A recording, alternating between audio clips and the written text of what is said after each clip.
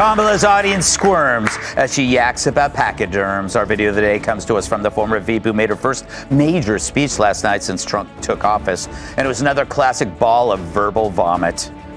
Kamala Harris just faced a big setback. You can still see the effects, and Greg Gutfeld is the one who caused it. If you thought late-night TV was boring, Gutfeld made it exciting again by calling out Kamala and hurting her approval ratings. His jokes were awkward, and her responses were confusing. The whole thing was wild, like a slow-motion food fight. Stay tuned, because what Gutfeld did wasn't just talk, it was dramatic political entertainment. Let's take a closer look. He is referencing a viral video of elephants. Watch. Who saw that video from a couple of weeks ago? The one of the elephants at the San Diego Zoo during the earthquake? And as soon as they felt the earth shaking beneath their feet, they got in a circle and stood next to each other to protect the most vulnerable. Think about it. What a powerful metaphor. Yeah.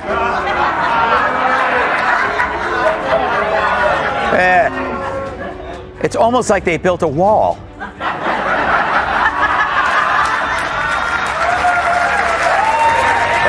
Kamala Harris spoke again, but once again, her words didn't make much sense. It sounded less like a real speech and more like she was practicing to speak in confusing sentences. Just when we think we've gotten used to her unclear messages, Greg Gutfeld jumps in with sharp jokes and no patience for mixed-up talk. Let's just say, this didn't feel like a serious speech, it felt more like an accidental comedy show. Kamala Harris has created her own scented candle. And just like her, it gets lit every night. She's a drunk. Kamala seems to have suddenly remembered that we actually have a border. For she's announced she's going to the border. True, after 4 years of denying there's a border crisis. What's changed? Why the 180? Do you suppose it's the poll? Let's be honest, the speech was supposed to be inspiring, motivating, and sound presidential. But instead, it turned into a mess of confusing words. At one point, people weren't even paying attention anymore. They thought their internet was slow because the speech felt like it was buffering. Then Greg Gutfeld showed up, watching it all like he'd walked into a comedy skit by accident and just sat back to enjoy it.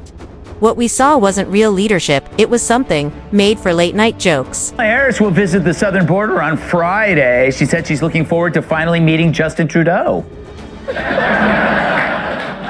Speaking of Harris, at the last debate, she said she was a middle-class kid. However, it appears Harris enjoyed things most middle-class kids didn't, like living abroad, private school, but some of the wealthiest places on earth. The only thing she didn't enjoy was a nanny, unlike her husband. Greg didn't need a script or teleprompter.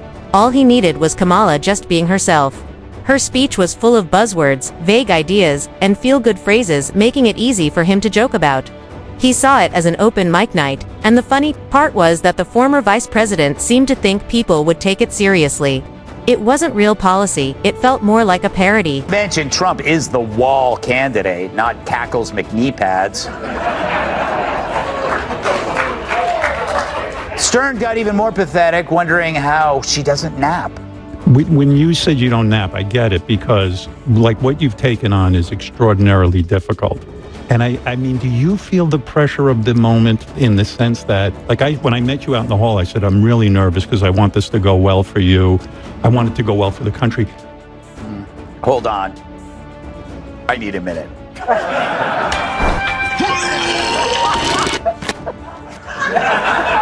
right, we're back. This wasn't just a review, it was a total takedown. Gutfeld didn't just point out problems in Kamala's speech. He tore it apart like someone using a chainsaw instead of a scalpel. Every awkward pause gave him material, and every overused phrase became a perfect joke. Watching him respond felt like watching a comedian roast someone with the easiest jokes ever. The speech was so empty. Even elevator music seemed bold in comparison. Her pauses felt like long breaks. Her metaphors were confusing like cheesy office posters, and her facial expressions were just strange. Gutfeld's reactions said it all. Raised eyebrows and smirks like a frozen phone screen trying to load. At one point, he didn't even look like a political commentator, more like someone stuck in a TED Talk written by a fortune cookie company, wondering if he left the stove on. And it wasn't just what she said, it was how confidently she said it. That's what made it feel like a comedy show. Gutfeld leaned in like, all right, let's go. One moment she was talking about equity like it was a quote from a teabag. And the next, she was describing America's future like a motivational poster. Meanwhile, Gutfeld calmly picked it all apart, like someone who sat through hours of empty speeches and was ready to make fun of every second. Maybe they can circle around your husband, Doug, to protect vulnerable nannies. But Kamala brought that long-winded story in for a landing with this poignant lesson.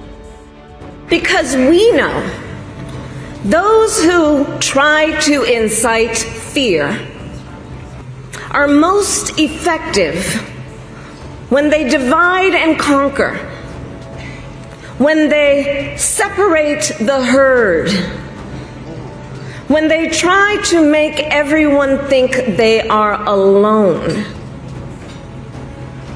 But in the face of crisis, the lesson is don't scatter. So powerful. But wouldn't it be more powerful with bongos? Because we know those who try to incite fear are most effective. While the media was busy praising Kamala's inspiring speech, Greg Gutfeld stayed unimpressed. He stood on stage, smirking like he was watching a funny outtake. Especially whenever Kamala used metaphors about bridges, dreams, or a hopeful future, Greg reacted like someone confused by a GPS turning into slam poetry. You could almost hear him think, did she really just say that? Then he went all in. He didn't just roll his eyes, he turned sarcasm into a sport, mocking every feel-good phrase she used. As Kamala shared uplifting quotes, Greg responded with sharp humor and clear logic. It wasn't just a critique, it was a smart, sarcastic roast. While she used catchy lines, he used wit and honesty.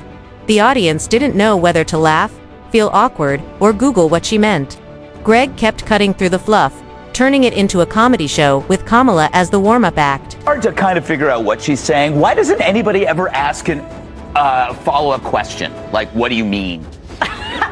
Well, that should have happened in the debate. Yeah. And the interesting thing is, doesn't do interviews. You would not see her come onto the show. I can tell you right now. We ask her now. Come on this show, Kamala. We'll have a box of wine. She doesn't like.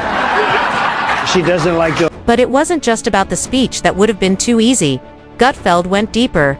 He broke down Kamala Harris's whole style, like unwrapping a fancy box only to find socks and unclear promises inside. Her laugh, head tilt, and hand gestures that seem like she's shaping air. He made fun of all of it, and he nailed every bit. At one point, he joked that her speeches are like loud, nervous, interpretive mime. It wasn't mean, it was smart and well-delivered like a professional roast. The truth is, you don't have to dislike Kamala to admit that sometimes. Her speeches feel confusing, like your brain freezes for a second. Gutfeld simply points that out and says, yes, that really happened. What made it even funnier was how calm he stayed. He didn't shout, he joked with sharp timing, like a comedian in a room full of puzzled thinkers. He didn't just highlight the awkward parts, he built his whole act around them. Meanwhile, it felt like the teleprompter was panicking as Kamala tried to turn vague ideas into something meaningful. I want to point out something Jessica said, that Trump began as a millionaire and now he's a billionaire. I think that makes him an expert in this. I would rather listen to somebody who began as a millionaire and is now a billionaire than somebody who doesn't have a damn clue about economics. I've never heard a candidate today more unsure of themselves on a topic than Kamala Harris. I think she's been burdened by the weight of expectations put on her by the media. I've never seen a better campaign ad for Trump. She's campaigning better for Trump than Trump. Gutfeld picked apart Kamala's awkward expressions, mixed up metaphors, and oddly timed excitement, like he was solving a messy puzzle. It wasn't funny because it was mean, it was funny because it felt true. Anyone who's watched her speak and thought, wait, was that supposed to make sense? Could relate. Gutfeld turned that confusion into comedy, like a group therapy session for a country stuck on loading. And he wasn't alone, millions watched, not to learn or debate, but to finally hear someone say what they were thinking. Kamala gives speeches like she's putting together IKEA furniture with no instructions. And Greg, he's the guy holding the tiny Allen key, pointing out what step she missed. The best part, He wasn't angry or cruel. It was clever.com comedy wrapped in politics. Like if George Carlin wore a suit and spent his lunch breaks watching C-SPAN, and Kamala, she unknowingly gave him all the material, like she was on a political version of Whose Line Is It Anyway? But Gutfeld didn't stop at easy jokes. He dug deeper, analyzing her pauses like a movie critic reviewing a silent film. He even pointed out those quick moments when her eyes seemed to silently hope the sentence would make sense when it landed. Go back to you, Vice President Harris. You flip-flopped on a lot of issues. How can voters be sure you won't keep doing that if you're elected? Look, again, I come from a middle-class family, right? My values have never changed on that, right? I've talked about my grass being green for quite some time now. All right, and as a former, prosecutor and former state attorney general and, Willie Brown's ex, shout out to my brothers and sisters, right? Gutfeld focused on the awkward reactions in the room, confused looks, forced smiles, and people checking their phones like they were hoping for a fire drill to escape. Then he went through Kamala's Twitter, full of odd grammar and vague quotes. One tweet sounded like it was written by a fridge magnet collection with access to Pinterest. Gutfeld read it out loud like a bedtime story for adults tired of politics. Somewhere, a PR intern probably cried. What really made it stand out? Gutfeld didn't just joke about Kamala, he showed the bigger picture. He pointed out how desperate the administration seemed for energy, giving the spotlight to someone who makes public speaking feel risky. His sarcasm came from genuine confusion, the kind you feel when someone says, "The moon is justice," and they're serious. He didn't shout, he didn't rant. He just looked into the camera, blinked slowly, and let the awkwardness speak for itself, and somehow, that hit harder than any joke. But this is modern America. Not everyone laughed. Critics came out fast, saying Gutfeld was mocking public service. As if Kamala hadn't already done that by explaining democracy like it was Mercury in retrograde during hot yoga. No, but what about Kamala? Well, just like the corpse, it's now okay to talk about how terrible the clown was too. Because before it would have been career suicide to spill the beans and commit an act of actual journalism. Ripping on Kamala now is about as risky as wearing leather chaps to a pride parade. Right, Dr. Drew? Meanwhile, a lot of people were just glad someone finally said it, that listening to Kamala can feel like a TED Talk that accidentally ended up at a poetry slam. Her speeches don't sound like strong leadership, they feel more like improv night with cue cards. And Gutfeld turned that awkwardness into comedy gold. He took the shared discomfort and turned it into a sharp, well-timed roast, a highlight reel of confusion, delivered with a grin. The truth is, Kamala isn't hard to parody because she's a politician, she's hard to parody because she already sounds like one. And Gutfeld, he just grabbed a megaphone and said what others were too polite to say. That sometimes, leadership feels like someone juggling ideas in a wind tunnel. While blindfolded, he didn't try to make it sound deep or powerful. He called it what it was, a performance pretending to be policy. He stripped away the polished delivery and revealed the awkward play underneath, where style tries and fails to cover for missing substance. And he did it with the confidence of someone who still believes jokes should make sense, even if politicians don't. Then came the flashbacks, the fake French accent, the vague definitions, the laugh that sounds like a wind-up toy gone wrong. Gutfeld didn't need to exaggerate, reality did the job.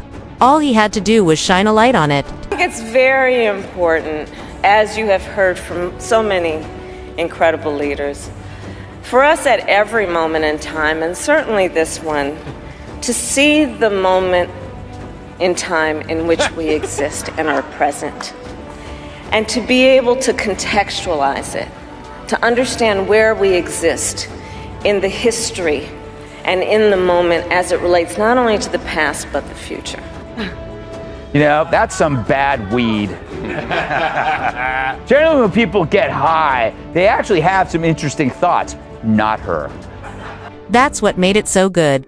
Gutfeld wasn't making up jokes, he was just collecting them.